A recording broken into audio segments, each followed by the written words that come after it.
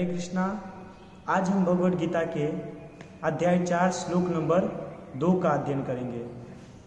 एवं प्रप्ता प्राप्त इमं राजश्रेयो विदुः सकाले नेह महता योगो नष्टः परंतप। श्रील प्रभुपाद अनुवाद करते हैं कि इस प्रकार यह परम विज्ञान गुरु परंपरा द्वारा प्राप्त किया गया और राज ऋषियों ने इसी विधि से इसे समझा, किंतु काल कर्म में यह जो परंपरा है वह नष्ट हो गई, अतः यह विज्ञान यथारूप में लुप्त हो गया। जैसे कि हम भगवद गीता के पहले श्लोक में वर्णन किए थे कि भगवद गीता का ज्ञान भगवान कृष्ण ने सर्वप्रथम सूर्यदेव विवस्वान को दिया, विवस्वान ने अपने पुत्र मनु महाराज को दिए और मनु ने यह ज्ञान जो है इक्ष्वाकु को दिया। इस प्रकार यह परंपरा में चलता रहा, लेकिन समय बीतते बीतते बीतते यह परंपरा जो है एक दिन नष्ट हो गया। तो अब इस श्लोक में क्या कहते हैं कि यहां स्पष्ट कहा गया कि गीता विशेष रूप से राज ऋषियों के लिए थी। अर्थात कि आपके मन में ऐसा क्वेश्चन आएगा कि इसके अंदर ऐसा कहा गया कि विशेष रूप के राज ऋषियों के लिए, तो मतलब सामान्य मनुष्य के लिए नहीं। अगर सामान्य मनुष्य के लिए यह गीता नहीं थी तो प्रभुपाद जी, भक्ति सिद्धांत सरस्वती, ये सब क्यों हम सबको भगवद गीता का ज्ञान दिया। परंतु यहां पर जानने लायक यह चीज है कि इसमें कहा गया है कि विशेष रूप से राज ऋषियों के लिए, ये है सभी के लिए। जैसे कि इसमें कहा गया है कि अगर राज ऋषियों को यहां पर ज्ञान दिया जाए विशेष रूप से, तो राज ऋषि जो होते हैं प्रजा को हैंडल करते हैं, तो प्रजा को हैंडल करने में उसको यह ज्ञान जो है काम में आता है। इसके लिए सर्वप्रथम सूर्यदेव विवस्वान को दिया गया, क्योंकि वह क्षत्रिय थे। और अगर ऐसा विचार कहा गया कि नहीं, यह ज्ञान जो है विशेष रूप के लिए राज ऋषियों के लिए है, तो भगवान कृष्ण ने भगवद गीता के श्लोक में कहा है, माम ही पार्थ व्यापाश्रित्यो ये अपि सयो पाप योनियो स्त्रियो वैश्य शूद्र ते अपि यान्ति परम गतिम। कि अर्थात कोई वैश्य हो, शूद्र हो या कोई भी निम्न कोटि का मनुष्य हो, अगर वो मेरे दिव्य ज्ञान को समझ जाता है तो वो मेरे शरण में आ जाता है। अब विचार कीजिए कि भगवान का जो दिव्य ज्ञान है वो भगवद गीता है, और यहां पर भगवान कह रहे कि जो मेरे भगवद गीता अर्थात कि दिव्य ज्ञान को जो समझ लेता है वो मेरी शरण में आ जाता है। अगर विशेष रूप से राज ऋषियों के लिए होता तो भगवान क्यों ऐसा कहते। और कई सारे जब भक्ति सिद्धांत सरस्वती जी, तो बहुत सारे लोग ने तर्क भी किए कि यह तो विशेष रूप से राज ऋषियों के लिए, हमारे लिए नहीं है। परंतु भक्ति सिद्धांत सरस्वती जी ने उनका सवाल का सामना किया और उन्हें उत्तर भी दिए। यह सभी लोगों के लिए है, परंतु वहां पर कहा गया विशेष रूप से राज ऋषियों के लिए है, जो आप लोग समझ नहीं रहे। और इसमें कहा गया है कि असाधु भाष्यकारों के निहित स्वार्थों से गीता का मूल उद्देश्य उच्छिन्न हुआ, वैसे ही पुनः गुरु परंपरा स्थापित करने की आवश्यकता प्रतीत हुई।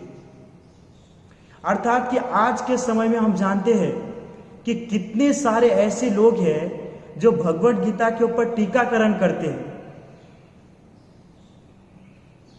लोकमान्य तिलक जो है, उन्होंने गीता के ऊपर टीका किए। गीता प्रेस गोरखपुर है, वह भी भगवद गीता के ऊपर टीका करते हैं। परंतु जब तक गीता को पूर्ण रूप से अगर कोई नहीं लिखे, पूर्ण तत्वों को उसके अंदर नहीं रखे, तब तक गीता पढ़ने से भी हमारे ऊपर कोई इफेक्ट नहीं होगा। आज के युग के अंदर कई सारे ऐसे रचनाकार हैं जो गीता के ऊपर टीका कर रहे हैं कि वो भगवान को जानते नहीं कि भगवान कृष्ण परम है, परंतु वो गीता के ऊपर टीका कर रहे हैं। तो आप विचार कीजिए कि ऐसे व्यक्ति के द्वारा रचित टीका का आप अध्ययन करेंगे तो क्या आप परम ईश्वर भगवान कृष्ण को जान पाएंगे? नहीं, क्योंकि हमारा शास्त्र कहता है हम जैसी संगति करते हैं वैसे ही हमारा आचरण होता है। उसी प्रकार आज के समय में बहुत सारे लोग भगवद गीता के ऊपर टीका कर रहे हैं, परंतु वह टीका के अंदर क्या लिख रहे हैं, जैसा उनका भाव है वैसे ही वो लिख रहे हैं। लेकिन आप कहेंगे कि आप ऐसे बोल रहे, तो प्रभुपाद जी भी तो अपने भाव को लिखे, वो भी तो सभी के जैसे है ना। परंतु ऐसा नहीं है। प्रभुपाद जी साक्षात भगवान के पार्षद है। आप विचार कीजिए कि वो 70 वर्ष की उम्र में आकर 108 मंदिर की स्थापना की, 14 बार पूरे संसार का भ्रमण किया। कोई व्यक्ति कर सकता है? इम्पॉसिबल है। 60 वर्ष की उम्र में तो लकड़ी लेके घूमता रहता है। कहाँ से वो पूरा 14 जो पूरे परिक्रमा है, पूरे देश की परिक्रमा, कैसे वो 14 बार पूरा कर सकता है? लेकिन इन्होंने किया। दूसरा, जब इन्होंने यह लिखा तो स्वयं भगवान के द्वारा ही, भगवान के कृपा के कारण ही ये लिख पाए। क्योंकि जब ये लिखते थे कोई भी पुस्तक हो तो उनका कनेक्ट भगवान के साथ होता था। स्वयं प्रभुपाद जी अपने गीता को लिखने के बाद स्वयं पढ़ते थे उसको कि मैंने कोई मिस्टेक किया है, कोई भूल किया है। और आपको अगर ऐसा लगता है तो आप एक बार श्रीमद् भगवद गीता यथारूप को पढ़कर देखिए, और जो बाहर में जो टीकाकार ने भगवद गीता के ऊपर टीका की है उसको पढ़कर देखिए। आपको अपने आप अंदर फीलिंग होगा कि कौन सा भगवद गीता सही है। भक्तों, लिखना हो तो कई सारे लोग कई तरीके से लिख सकते हैं, परंतु हमारे लिए परफेक्ट क्या है वो जानना जरूरी है। संसार के अंदर कई सारे गुरु हैं, लेकिन कौन से गुरु सही है, कौन से गुरु सही नहीं, वो आपको ज्ञान है नहीं। लेकिन इस्कॉन संस्था ऐसी चीज है जो आपको परफेक्ट गुरु देता है और परफेक्ट मार्ग बताता है। क्योंकि जो इस्कॉन के गुरु होते हैं वो परंपरा के अंदर आए हुए हैं, और जब तक किसी भी धर्म के अंदर अगर कोई परंपरा ना हो वो धर्म नहीं गिनाया जाता है।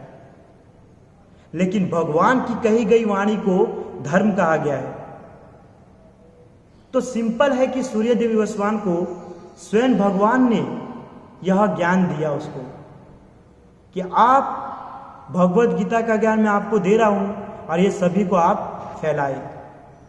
तो इस प्रकार गोस्वामी ने भगवान कृष्ण से यह ज्ञान प्राप्त किया और भगवान कृष्ण के जरिए उन्होंने सभी को यह ज्ञान दिया।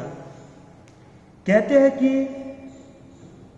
संसारी विद्वानों ने गीता की असंख्य टीकाएं की है, किंतु ये प्रायः श्री कृष्ण को स्वीकार नहीं करते। अब विचार कीजिए कितनी बड़ी बात है कि जिसके बारे में वो टीका कर रहा है उसी को स्वीकार नहीं करते हैं, परंतु उसके ऊपर वह टीका कर रहा है। तो कैसे आप उस मनुष्य के द्वारा किया गया टीका के पुस्तक को पढ़कर आप भगवान के ऊपर ट्रस्ट कर सकते हैं? वो स्वयं नहीं कर रहा है, भगवान को ट्रस्ट नहीं कर रहा है कि भगवान है, और आप तो इसी उद्देश्य से पढ़ते कि इसको पढ़ेंगे तो जानेंगे कौन भगवान है। इसके लिए कई सारे टीकाकरण जो है किसी सामान्य व्यक्ति के द्वारा किया गया है, परंतु हमें सोच समझकर उसका अध्ययन करना चाहिए। कहते हैं कि यह आसुरी प्रवृत्ति है, अर्थात कि जो व्यक्ति भगवान को नहीं जानता या अपने भाव से अपने आप का नाम रोशन करने के लिए, ऊंचा करने के लिए भगवत गीता के ऊपर टीका करता है, तो यह प्रवृत्ति जो होती है वो राक्षसी प्रवृत्ति होती है, और ये राक्षस कुल के अंदर इसका नाम लिया जाता है। तो आप विचार कीजिए, अगर आप राक्षस के स्वभाव का कोई व्यक्ति है, उसके द्वारा रचित अगर गीता का अध्ययन किया जाए तो आपके अंदर कैसे गुण आएंगे? सिंपल सी बात है, आप खुद इस बात को समझ सकते हैं। इसके लिए यहां पर कहा गया है कि कालक्रम में यह परंपरा नष्ट हो गई, लेकिन हम आगे के जब श्लोक पढ़ेंगे तो उसमें हम जानेंगे कि किस प्रकार यह परंपरा जो पुनः स्थापित किया गया। क्योंकि यह परंपरा पुनः स्थापित न किया जाए तो जो आसुरी स्वभाव के मनुष्य है वह अपनी मर्जी से अपने स्वभाव के अनुसार कई सारी बातें इसके अंदर लिख दे, जिसका कोई प्रमाण नहीं है। इसलिए कहते हैं कि भगवद गीता यथारूप मानवता के लिए एक महान वरदान है, और इसको हमें समझना चाहिए, क्योंकि स्वयं भगवद गीता में यहाँ कहा गया है। इसके लिए अगर हम कभी भी कोई भी ग्रंथ पढ़ रहे हैं उसे हमें पहले सोच लेना चाहिए, समझ लेना चाहिए कि ये किसके द्वारा रचित है, तभी हमको पूर्ण ज्ञान आ सकता है, पूर्ण विद्या प्राप्त हो सकती है। हरे कृष्णा। श्रील प्रभुपाद की जय।